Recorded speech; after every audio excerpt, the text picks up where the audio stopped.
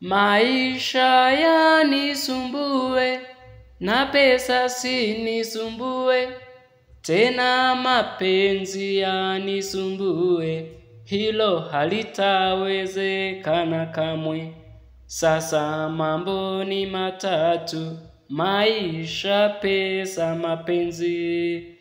Pesa kwanza, hayo mengine yatafuatia baadaye. Tafuta pesa mwenzangu, uone dhamana yako.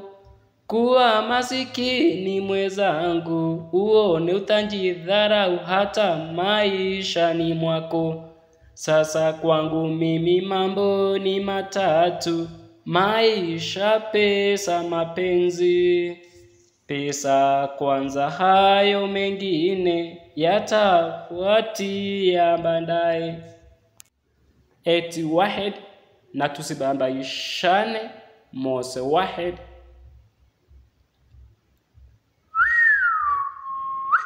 Wahid.